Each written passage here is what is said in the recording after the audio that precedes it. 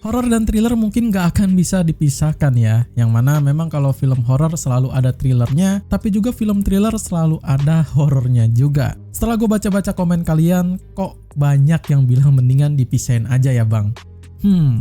Oke lah. Kali ini gue bakal bikin sebuah list film terbaik di tahun 2021 lagi dengan genre thriller Indonesia yang bakal bikin kalian meringis dibuatnya. Untuk genre horornya mungkin bakal menyusul di malam minggu ya. Welcome back to the Next Cinema Channel, masih sama gue lagi di sini yang bakal bikin list film thriller terbaik dari Indonesia di tahun 2021. Tapi sebelum gue memberikan list filmnya, seperti biasa buat kalian yang belum subscribe channel ini, bisa kalian subscribe dulu, dan kalau udah subscribe-nya, mari langsung aja kita masuk ke dalam list filmnya ini.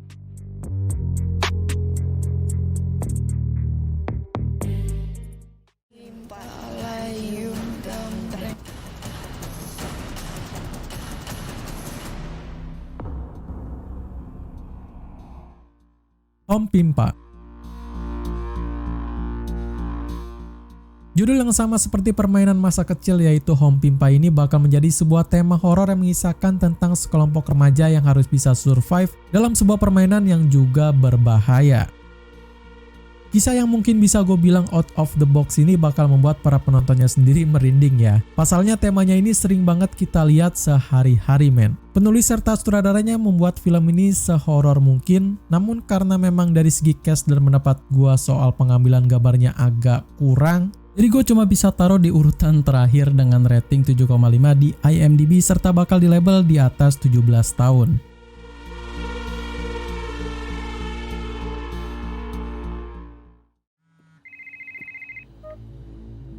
Kenapa, Nak?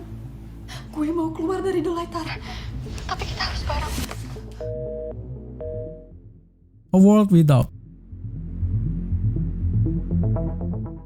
A World Without ini bakal beda dari yang lain dengan punya latar waktu di tahun 2030 dengan kisah 3 remaja perempuan bernama Salina, Ulfah, dan Tara yang bergabung di sebuah organisasi bernama The Light dengan tujuan untuk memiliki kehidupan yang lebih baik lagi. Namun semakin lama mereka berbaur dengan para komplotan itu, ketiga remaja itu semakin realize dengan sisi kelam dari The Light. A World Without ini memang bakal unggul dari segi penataan warna dan lightingnya, tapi masih enggak dengan ceritanya ya. Genrenya sendiri mungkin bakal lebih mengarah ke dalam drama dan dibumbui dengan misteri thriller, dimana juga gua rasa agak kurang bisa dieksplor lagi misteri thrillernya itu ya. Konsepnya sendiri bakal lebih futuristik dan juga menggunakan konsep science fiction dengan karakter yang juga menarik semua. Tapi sayang bahkan dengan bantuan layanan streaming Netflix sendiri, film ini cuma mendapatkan rating 3,7 di IMDb dan masih dalam rated 17+.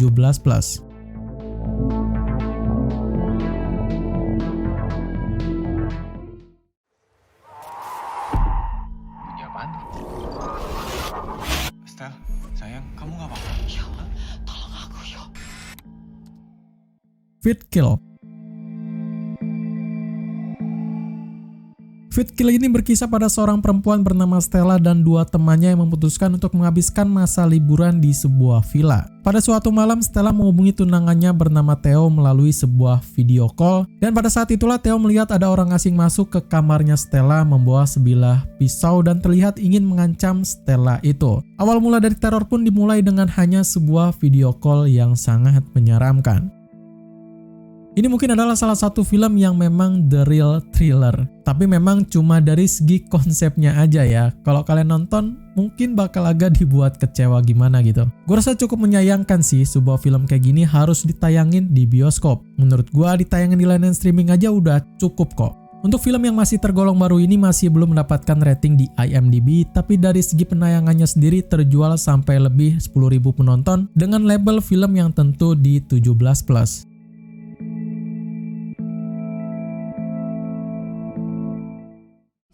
Sesuatu yang tidak ada. Kita yang ngejagain hanya bisa bilang, gak ada siapa-siapa bunda. Sudah waktunya anaknya pulang untuk merawat. Affliction. Ulang dengan judul lainnya yaitu Affliction ini bakal bercerita tentang sepasang suami istri bernama Nina dan Hasan yang harus merawat bunda yang menderita Alzheimer dengan seluruh misteri aneh di dalam rumahnya itu. Gue nggak tahu ya, sebagian para reviewer bilang film ini tuh bagus banget dan sebagian lagi bilang ya cuma so-so lah. Buat gue sendiri film ini cukup dibilang ya bagus dari segi konsep dan penataan lightingnya, tapi agak kurang dari segi pengambilan gambarnya itu. Dan juga menurut gue dialognya tuh agak kaku gimana gitu ya, jadi kurang bisa meresapi filmnya ini. Tapi tentu film ini punya daya tarik tersendiri yang mana ceritanya dan konsepnya dibuat sangat rapi dan juga teratur. IMDb sendiri merating 6,1 dan tentu dalam label 17 tahun ke atas.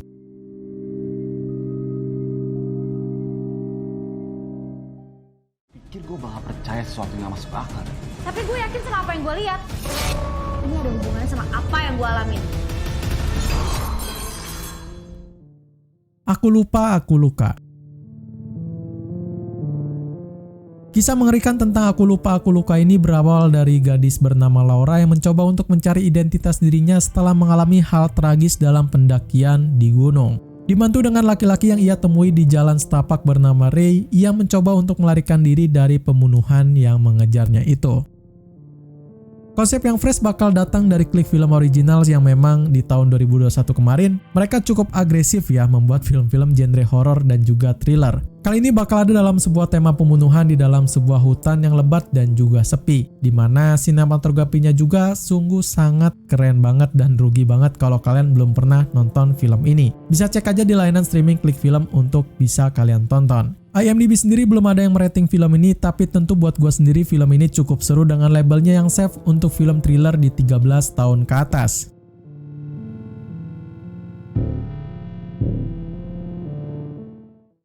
First impression gue ketemu dan ngeliat tetangga baru kita itu ya mencurigakan.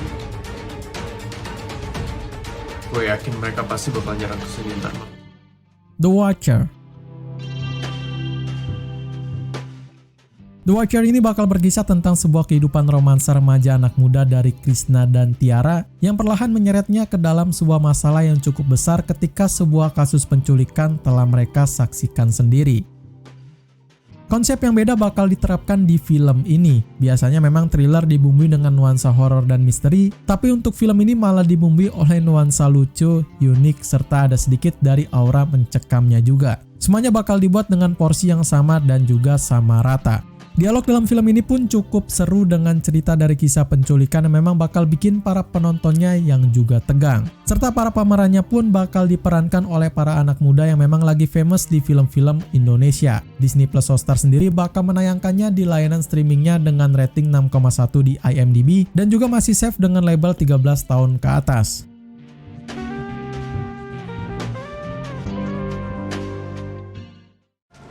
Dikat, ini udah sesuai skenario aku kasih. Dari awal aku udah bilang kamu, sebagai sutradara aku minta dibebasin cara bertuturnya. Si Linda itu keras, si Panca idealisme mampus. Aum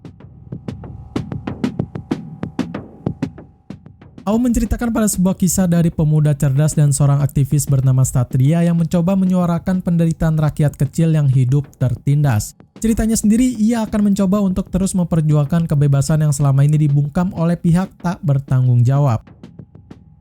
Film yang bakal jadi urutan yang keempat ini bakal jadi sebuah film yang penuh dengan hal-hal nostalgia di tahun 90-an dengan segala visual yang dibuat sangat keren abis. Bukan cuma itu, karakternya pun bakal dibuat seambisius mungkin yang juga bisa ngena ke hati para penontonnya juga. By the way, film ini bakal ada penuh dengan plot twist yang bikin kalian tercengang. Daripada penasaran, makanya mending langsung aja tonton filmnya di bioskop online. IMDb sendiri bakal merating tinggi untuk film ini dengan sebesar 7,9 dan juga bakal ada dalam label 17 tahun ke atas.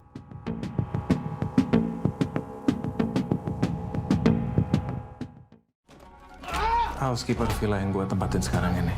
Siapa tahu dia tahu bini lu tinggal di mana sekarang. Cariin sampai ketemu. Paranoia. Paranoia ini menceritakan tentang sebuah keluarga bermasalah dari Dina dan anaknya Laura yang selalu diburu setelah mereka kabur dengan membawa barang berharga dari suaminya bernama Gion. Simpel dan sederhana adalah dua kata yang bisa gue wakilin untuk review film ini. Simpel dengan ceritanya memang gak akan terlalu rumit banget, serta sederhana yang memang memiliki minim latar tempat dan juga waktunya. Itu bakal menjadi formula buat orang yang memang suka dengan film thriller yang simpel dan juga sederhana. Ngomong-ngomong soal thrillernya, mungkin kalian bakal terkejut ya, karena bukan cuma thrillernya aja yang ambil penting di film ini, tapi juga ada misterinya yang dibuat begitu menarik dan juga unik. Overall menurut gua film ini ya not bad lah ya, dengan rating 6,9 di situs IMDb dan mendapatkan label 13 tahun ke atas.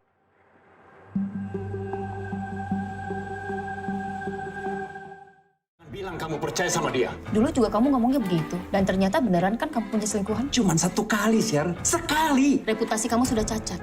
Ngerti? Bang. Teka-teki Tika. Teka-teki Tika ini mengisahkan para sepasang suami istri bernama Budiman dan Shirley yang sedang merayakan hari jadi pernikahan mereka bersama anak-anaknya itu. Namun pada malam yang juga sama muncullah sebuah kekacauan yang dibuat oleh seorang perempuan misterius bernama Tika yang mengaku sebagai anak dari hasil hubungan gelap dari Budiman. Memang gak sama, tapi kalau kalian pernah nonton film thriller berjudul Knives Out, nah mungkin kalian langsung sadar bahwa konsep pengambilan gambar hingga karakternya mungkin sedikit sama dengan filmnya itu. Gue gak tahu ya, Ko Ernest ini memang terinspirasi dari film itu apa enggak, tapi yang gue sadari di sini memang terlihat ya sama lah 11-12 gitu. Cuma ceritanya aja yang berbeda dari keseluruhannya ya. Well, kesampingkan dengan cocokologi film yang itu, Teka-teki Tika ini bisa gue bilang 50 banding 50 lah dari segi semuanya. Gue suka dengan gaya konsepnya, tapi nggak kalau dari segi cerita dan segudang plot twist yang absurdnya itu. Walaupun begitu, film ini laris manis di bioskop dengan penayangan tiket lebih dari 173.000 penonton dan IMDb sendiri memberikan rating rata-rata sebesar 5,6 di IMDb dengan rated film 13 tahun ke atas.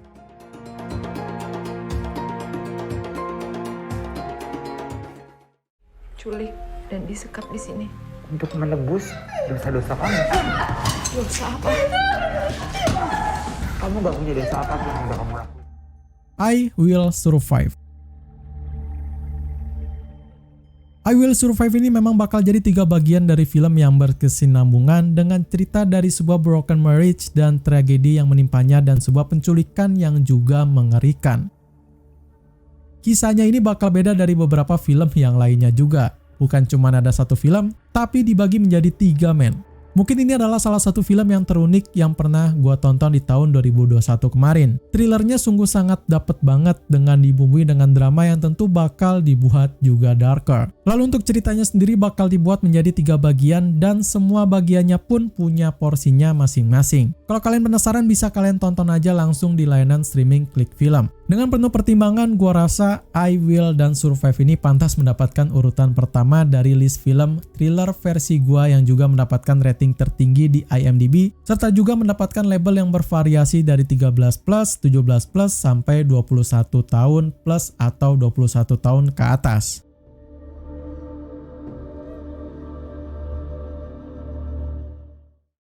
Segitu aja 10 film thriller terbaik di tahun 2021 kemarin versi dari gua ini. Hopefully kalian enjoy dengan list filmnya yang gua buat di kesempatan kali ini. Kalau kalian suka dengan list filmnya, ya like aja, dan kalau kalian mungkin kurang suka bisa subscribe aja dan ikutin gua di channel ini sampai kalian menemukan film yang pas untuk kalian tonton. Well, gua Ri pamit undur diri, see you in the next film.